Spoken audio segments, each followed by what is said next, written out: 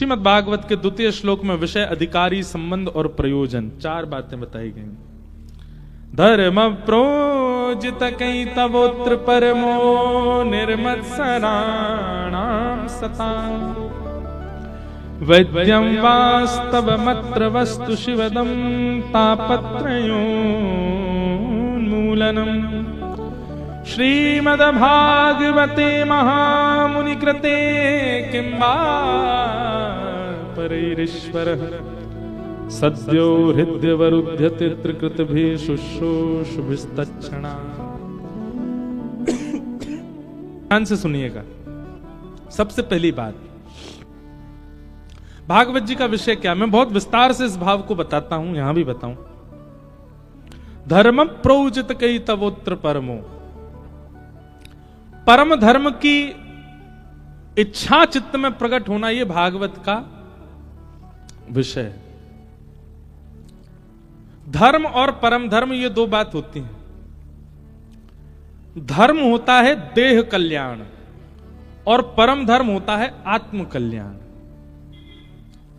आप भोजन करते हैं, आप सोते हैं, आप जलपान करते हैं, ये सब धर्म कहलाते हैं। आप 10 बजे सो जाते हैं, 11 बजे तक नहीं उठते हैं, यह भी धर्म है। आप 4 बजे सुबह उठ जाते हैं, यह भी धर्म है। आप दर्शन के लिए द्वारिका जाते हैं, यह भी धर्म है। आप परिक्रमा प्रदक्षिणा करते हैं पैरों से, यह भी धर्म है। पर परम धर्म क्या है?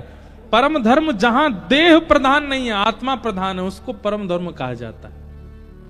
कथा सुन रहे हैं, ये क्या है? ये परम धर्म है। यहां देह प्रधान नहीं है। कथा में आपके देह को कुछ भी प्राप्त नहीं होगा, आत्मा को प्राप्त होगा। सत्संग में देह को नहीं मिलता है, आत्मा को प्राप्त होता है। हमारे वृंदावन के पूज्य श्री प्रेमानंद जी महाराज, उनका प्रवचन लाखों लोग सुनते हैं, करोड़ों लोग सुनते हैं। और 2 बजे महाराज रात में इतनी कड़ाके की सर्दी में भी लोग खड़े रहते हैं उनके दर्शन को। क्यों? देह को नहीं पोषण किया उन्होंने, चित्त को पोषण किया, आत्मा को पोषण। और जब आत्मा पोषित होती है ना, तो व्यक्ति देह के अभिमान से परे हो जाता है। आत्मा जब पुष्ट हो जाती है तो देह का फिर अभिमान नहीं रहता व्यक्ति को। मुझे नींद आ रही है, मुझे सोना है, मुझे 6 घंटे से पहले मत उठाना, यह भी एक देह अभिमान है। परंतु परम वैष्णव बीतराग भक्त होता है ना, वो केवल उतना ही सोता है जितने में उसका काम हो जाए। कई बार तो भक्त जन ऐसे भी हैं, वो ज्यादा से ज्यादा, हमारे ब्रज में तो कई ऐसे भक्तों के मैंने दर्शन किए, 2 घंटा सोते हैं बस।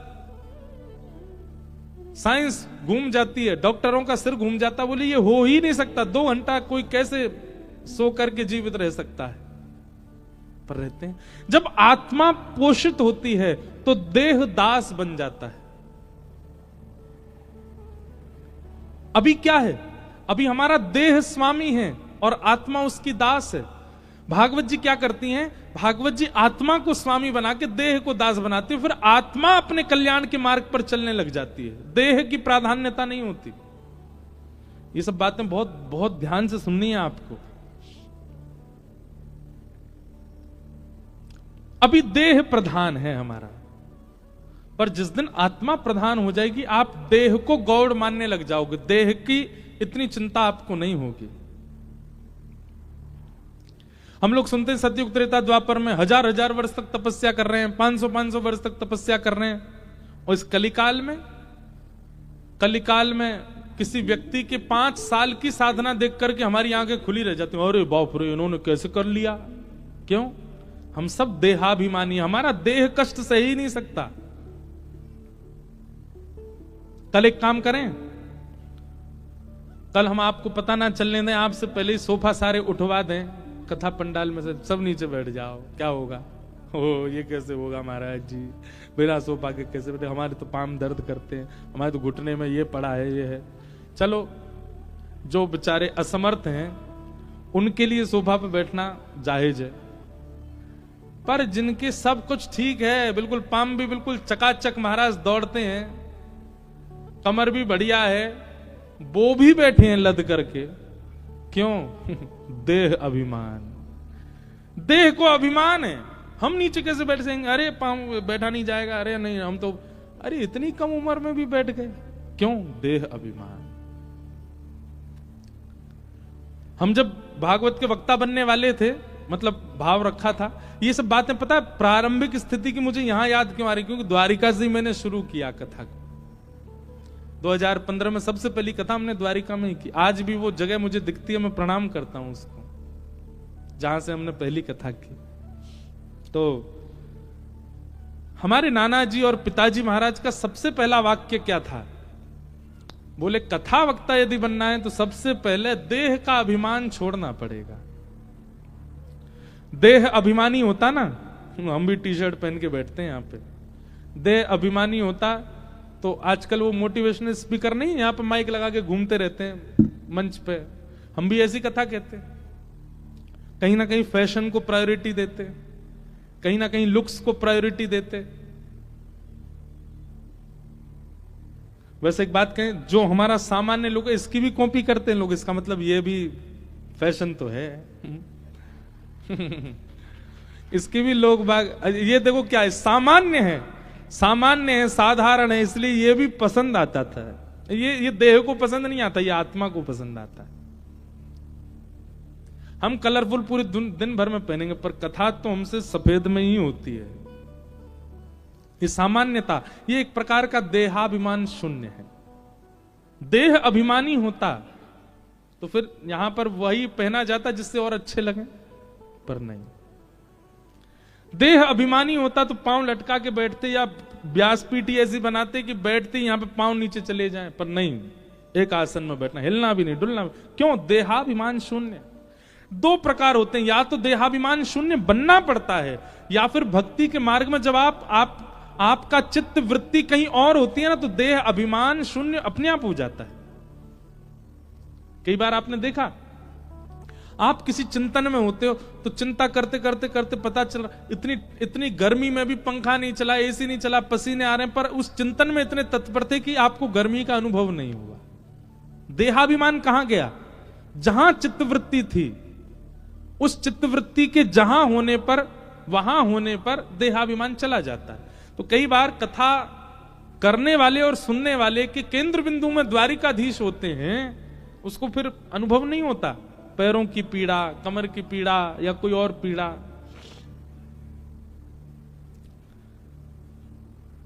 तो भागवत जी का विषय क्या है? देह अभिमान को शून्य करना। अगर कथा सुनने वाले का देहाभिमान शून्य नहीं हो रहा है, और शून्य तो बहुत दूर की बात, 10%, 15% भी नहीं घट रहा है, वो कथा का श्रोता नहीं।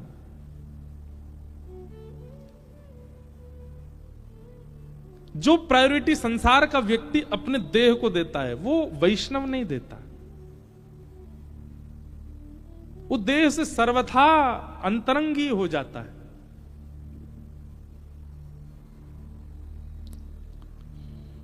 यहां कई वैष्णव ऐसे हैं जो नाथद्वारा उत्सव में भी थे, उसके पूर्व की कथाओं में भी थे, तो यहां भी आए। क्यों आए? और वो बेचारे कहां रह रहे हैं, क्या पा रहे हैं, मुझे तो वह भी नहीं पता, पर आ रहे हैं सब जगह। क्यों? देहाभिमान शून्य। और उनको चिंता भी नहीं होती, वहां जाके देख लेंगे, कुछ व्यवस्था तो हो ही जाएगी, पा लेंगे। इतना देहाभिमान तो हम में भी है कि हम कहीं कथा करने जाते हैं तो पहले ही पूछते हैं व्यवस्था कैसी, कहां रुकेंगे, कहां सोएंगे, कहां। पर श्रोता तो वक्ता से भी ज्यादा देहाभिमान शून्य होते हैं। और यही कथा के श्रोता का एक लक्षण है कि वो देहाभिमान से शून्य हो रहा है। और जैसे आप देहाभिमान शून्य होने लग जाते हैं, आप आत्म कल्याण के मार्ग पर अग्रसित होने लग जाते हो। फिर आपकी आत्मा का कल्याण प्रारंभ हो जाता है, क्योंकि आपको देह का अभिमान नहीं है। हमारी बात समझ रहे हैं ना? जब तक देह प्रायोरिटी है, इसका मतलब यह नहीं है कि मोटा हो रहा है तो होने दो, काय को वॉक करना। महाराज जी कह रहे थे देहाभिमान शून्य हो जा, पड़े रहो, सोते रहो। गुलाब जामुन लाओ, लाओ खवाओ, रबड़ी लाओ, लाओ खवाओ। देह को, अरे करेला लाओगे वो भी खा लेंगे हम, देहाभिमान शून्य है, महाराज जी ने कहा था। हमारे एक हैं प्रिय मित्र हैं, पंडित जी हैं, उनको चाय पिवा दो, चाय के ऊपर छाछ पिवा दो, पी लेते हैं। मैंने कि यार चाय पे छाछ कौन पीता है? देहाभिमान शून्य, हमारा देह सब स्वीकार। मैंने कहा ये देहाभिमान शून्य नहीं है, ये भोगाभिमान है, ये भोगाभिमान है। कुछ भी खिला दो सब खा रहे हैं, कुछ भी दे दो सब ले रहे हैं, ये भोगाभिमान है, ये देहाभिमान शून्य नहीं है।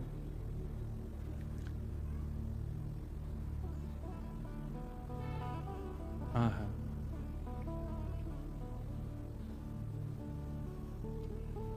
देहाभिमानी कैसा होता है? देहाभिमान शून्य व्यक्ति कैसा होता है?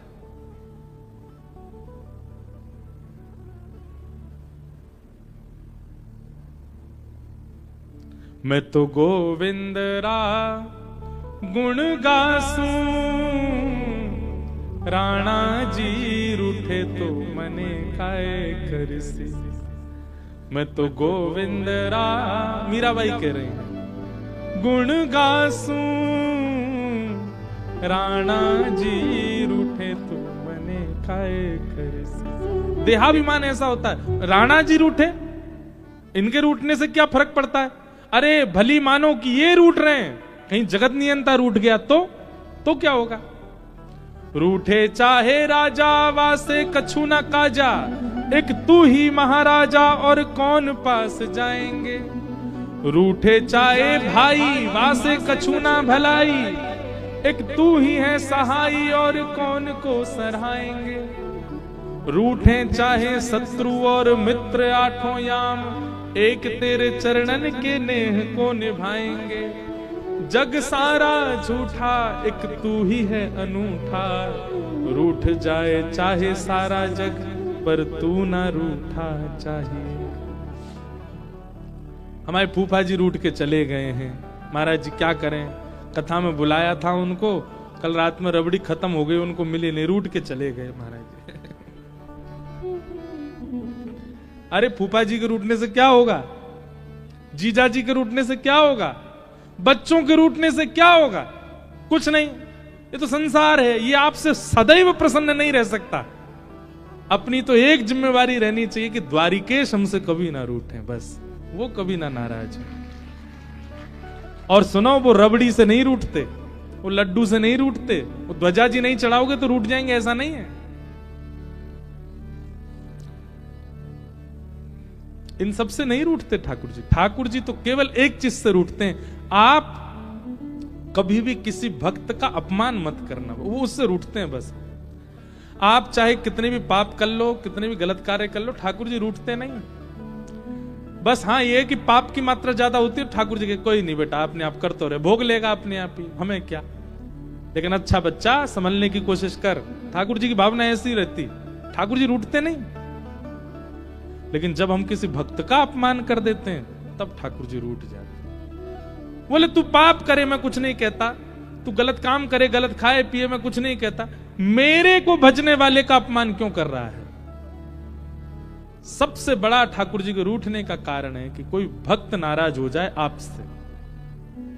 इसलिए कभी कोई भजन करता आपसे रूठे ना, ये प्रयास करते चलो बस। देहाभिमान शून्य व्यक्ति हो जाए। मीराबाई कहो तो कुसुमल साड़ी रंगा, कहो तो कुसुमल साड़ी रंगा, कहो तो कुसुमल साड़ी रंगा। देहाभिमान शून्य है। कहो तो भगवा भेष, कहो तो भगवा भेष। हम एक दिन अगर मनेगा ना मन, तो श्री मीराबाई सा द्वारिका में कैसे ठाकुर जी में विलीन हुई वो कथा सुनाएंगे। बहुत करुण और विरही कथा है, पर एक दिन मन होगा तो कहेंगे। कहो तो मोतियन मांग भरावा, कहो तो मोतियन मांग भरावा, कहो तो मोतियन मांग भरावा, कहो तो मोतियन मांग भरावा। मीराबाई के पास कोई जड़ाऊ साड़ी लेकर के आ जाए मीराबाई कहती इसको पहनने से क्या होगा? कोई कह देता मीरा तू सुंदर लगेगी, सब तुझको देखेंगे। मीराबाई नहीं पहनती थी, पर कोई आके कह देता अरे ऐसे ही लहंगा गोपियां पहन के जाती थी तभी श्याम सुंदर दिखते थे, तुरंत मीराबाई पहन लेती। क्यों? श्याम सुंदर देखेंगे। किसी संत को देख लेती भगवा वेश में, कहती आप संत ऐसे रूप में क्यों रहते हैं? बोले इससे ठाकुर जी की दृष्टि रहती है। मीराबाई भी भगवा वेश धारण करके रखती। कहो तो मोतियन मांग भरावा, कहो चिटकावा केश। एक दिन मीराबाई अपने केश ही उतारने को तैयार हो गई। क्यों? हमने सुना है कि बिना केश के रहने से ठाकुर जी को अच्छा लगता है। ये देहाभिमान शून्य है। देहाभिमान शून्य की परिभाषा है ये सब जो यहां बैठे हैं। जिन भेषा मेरो गिरधर रीझे, जिन भेषा मेरो गिरधर रीझे, जिन भेषा मेरो गिरधर रीझे, जिन भेषा मेरो गिरधर रीझे, सोही भेष धरूंगी हो तो, सोही भेष धरूंगी। अरे हाँ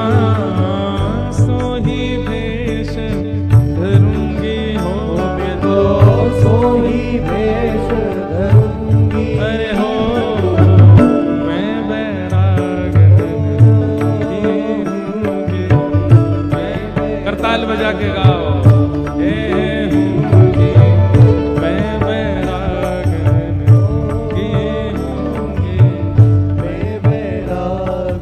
यही है देहाभिमान शून्य। वो खाएंगे जिससे द्वारिकेश प्रसन्न हो, वो पहनेंगे जिससे द्वारिकाधीश प्रसन्न हो, वैसे रहेंगे वैसे जिएंगे जिससे वो प्रसन्न हो।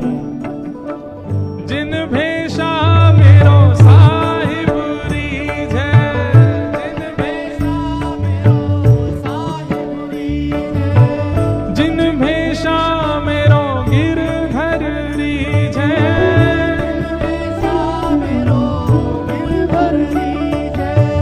जिन भेषा मेरो साबरो रीझे, जिन भेषा मेरो साबरो रीझे, जिन भेषा राधा रमण जुरी छे, जिन भेषा राधा रमण जुरी छे, सोही भेष धरूंगी हो मैं तो, सोही भेष धरूंगी। अरे हाँ मैं तो सोही भेष धरूंगी हो मैं तो, सोही भेष धरूंगी हो।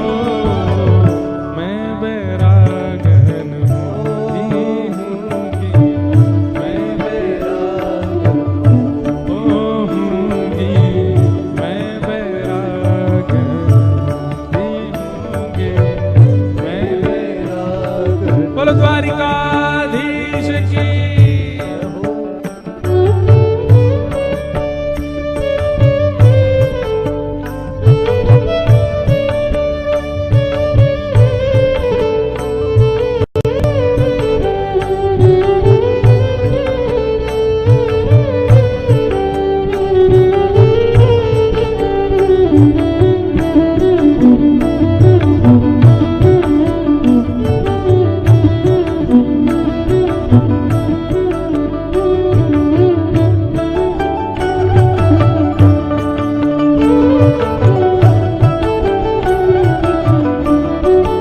मीराबाई कहती प्राण हमारा वहाँ बसत है, प्राण हमारा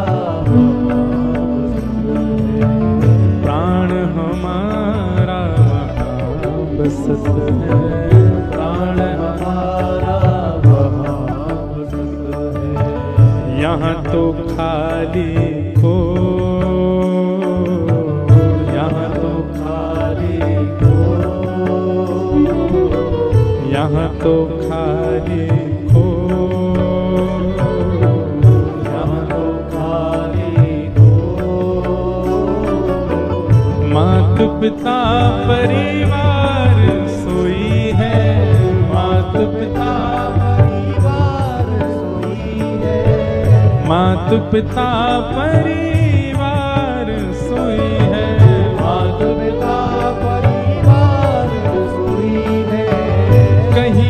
तिनका तो, कहिए तिनका तो, ओ बाला कहिए तिनका तो, बाला कहिए तिनका तो। अरे हाँ मैं बैरागन ये होंगे, मैं बैरागन होंगे, मैं बैरागन होंगे, मैं बैरागन। और सुनो, यह देहाभिमान शून्य किसको कहते हैं? ये सब सारी पंक्तियां मीराबाई की देहाभिमान शून्य को प्रकट करती हैं। यातन की मैं करूं किंकरी, यातन की मैं यातन की मैं करूं किंकरी, यातन की मैं ओ रसना नाम कहूंगी, रसना नाम ओ रसना नाम कहूंगी, रसना नाम मीरा के प्रभु गिरधर नागर, मीरा के प्रभु गिरधर नागर, मीरा के प्रभु गिरधर नागर, मीरा के प्रभु गिरधर नागर। मैं तो साधु संग रहूंगी हो, मैं तो साधु संग रहूंगी, हे मैं तो साधा संग रहूंगी हो, मैं तो साधा संग रहूंगी। अरे हाँ मैं बैरागन ही होंगे, मैं बैरागन होंगी, मैं बैरागन होंगी, मैं बैरागन। ओ बाला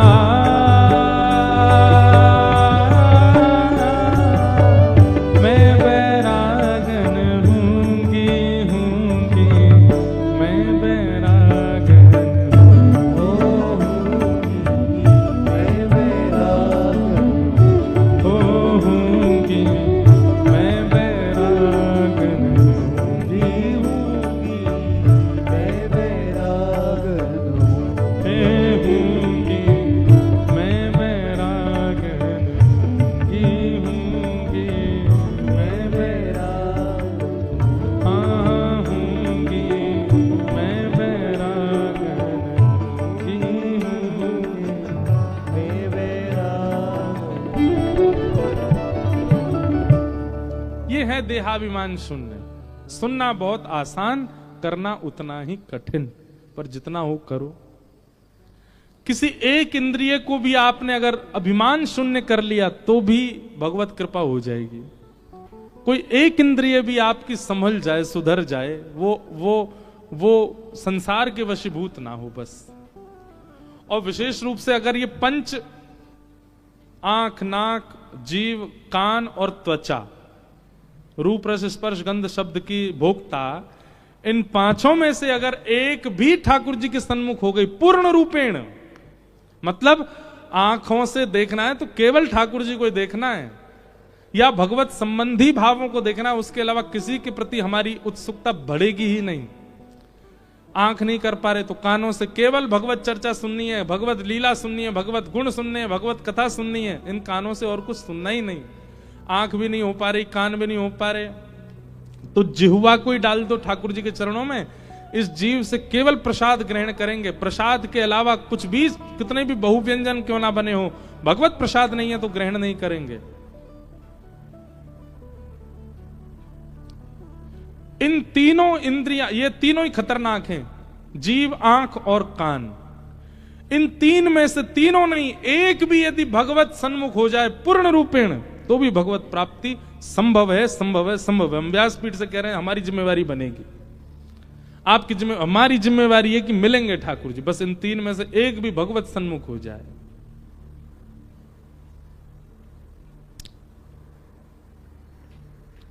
देहाभिमान शून्य। भागवत जी के द्वितीय श्लोक के प्रथम भाव में विषय बताया गया। भागवत जी देहाभिमान शून्य बनाती। इससे बड़ा देहाभिमान शून्यता क्या होगी? जब से आप कथा में बैठे हैं तब से कम स्थिरता तो है। इतने स्थिर आप सामान्य दिनों में नहीं रहते जितने स्थिर अभी बैठे हो। किस वजह से? कथा। एक दिन में जब इतना कमाल कथा कर सकती है तो पूरा जीवन ही अगर कथा को दे दिया जाए तो फिर क्या हो? और कथा केवल सुनने तक मत रहिए। बहुत सुन लिया, एक आध साल लगातार कथा सुन ली, अब क्या करना है? अब उतारना है, अब उसका निरुध्यासन करना है। बिना निरुध्यासन के नहीं काम बनेगा, उसको उतारना है जीवन में। निर्मत्सराणाम सताम, कथा को आप जीवन में उतारोगे तो क्या होगा? मात्सर्य दोष नष्ट हो जाएगा। मात्सर्य दोष का मतलब क्या है? कथा जिस दिन से जीवन में आना प्रारंभ कर देगी, आपको किसी में दुर्गुण दिखेंगे ही नहीं, सब में अवगुण दिखने लग सब में सद्गुण दिखने लग जाएंगे। आपसे किसी ने लाख बुराई करी, ये व्यक्ति ऐसा है, और इसने अंदर देखो, मुझसे क्या पूछो, उससे पूछ लो, वो भी ऐसे ही बताएगा।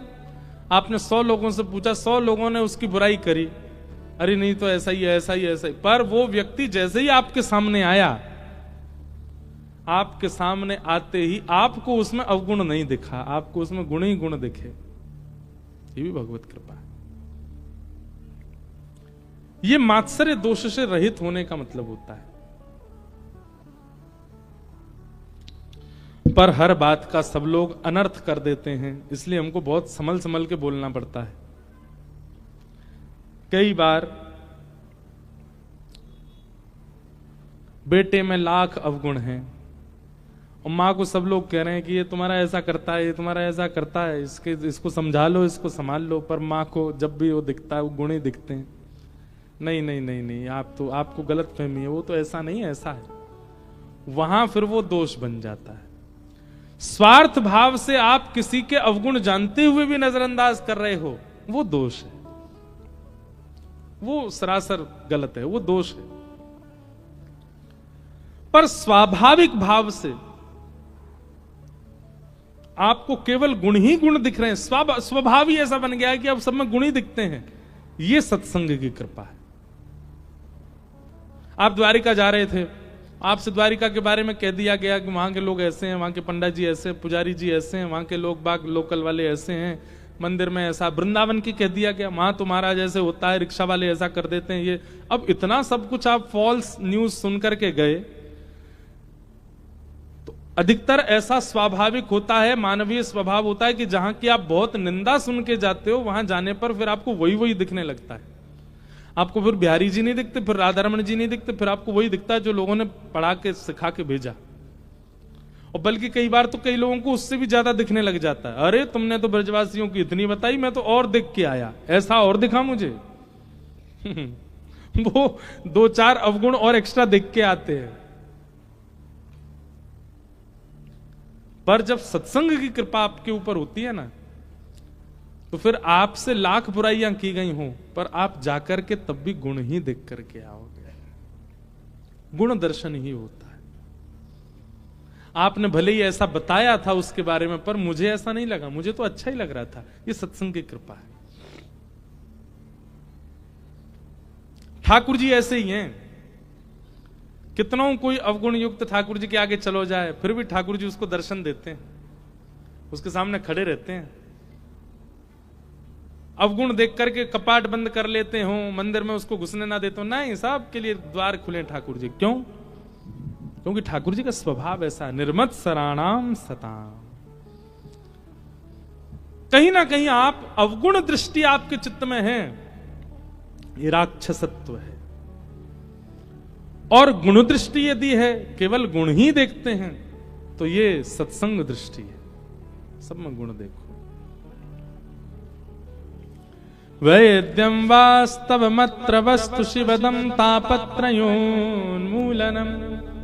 श्रीमद्भागवते महामुनि कृते किंबा परेरीश्वर सद्यो हृदयवरुध्यते त्रिकृतभि शुश्रूषुभिस्तच्छणा। भागवत जी का एक ही नियम है क्या, कथा सुनने के बाद ठाकुर जी के प्रति कोई अपनत्व संबंध दिखने लग जाए। ठाकुर जी ना रहे, कुछ अपने से लगने लग जाए, उनके प्रति कोई संबंध का भाव प्रकट हो जाए। तापत्रयोन्मूलनम, कथा सुनने के बाद में आदिदैविक आदिभौतिक आध्यात्मिक तापों का अनुभव ना होता हो। ताप तो जीवन में आते हैं लेकिन फिर भी आप प्रसन्न रहते हो, यह सत्संग की कृपा है। इस प्रकार से विषय, अधिकारी, संबंध और प्रयोजन, ये 4 बातें बताई गई भागवत जी का द्वितीय मंगलाचरण। अब तृतीय मंगलाचरण ये कह करके फिर हम विराम देंगे।